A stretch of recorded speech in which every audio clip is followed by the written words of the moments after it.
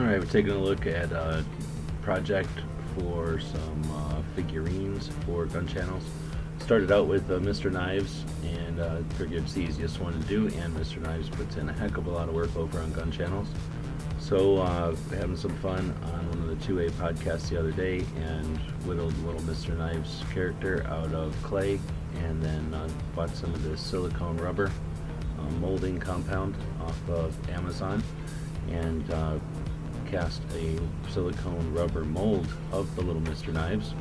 Then took the mold and filled it with a clear acrylic or a polyurethane clear polymer, and it came out okay, but it's really hard to see details and stuff when it's kind of a white clear color.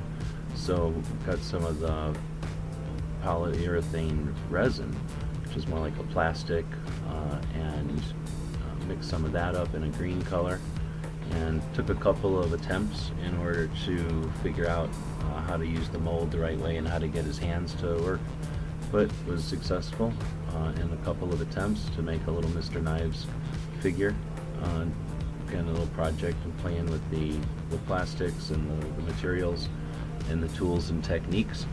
And this is a pretty neat way to prototype little parts, different than 3D printing, but in conjunction with 3D printing, this can be a pretty powerful set of tools and materials.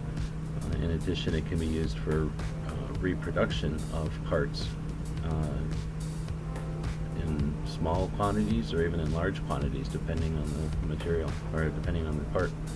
So you can see here the process. You just take the two parts.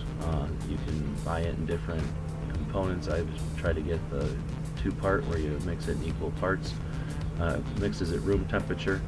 There's no real noxious fumes or anything. A well-ventilated room will work. You don't need any breathing apparatus. There's no heat to speak of created, really. And you mix them up. You can dye the material to your liking, and then once you pour it, the characteristics of the material differ. This particular stuff gives you about 2.5 minutes to work with it before it starts to cure, until it starts to turn hard, and then it'll turn hard completely in just 10 minutes. So it's pretty fun to work with.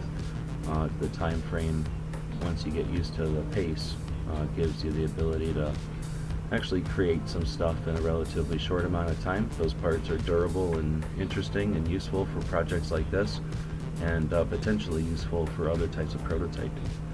So this is another project we're working on. Took a couple of days to work on it. Let us know what you think in the comments. There's some links to the Amazon stuff in the comments below if you're interested in checking it out, and check out our gear channel. We'll have more videos on the process and the techniques as we explore it. Thanks for watching.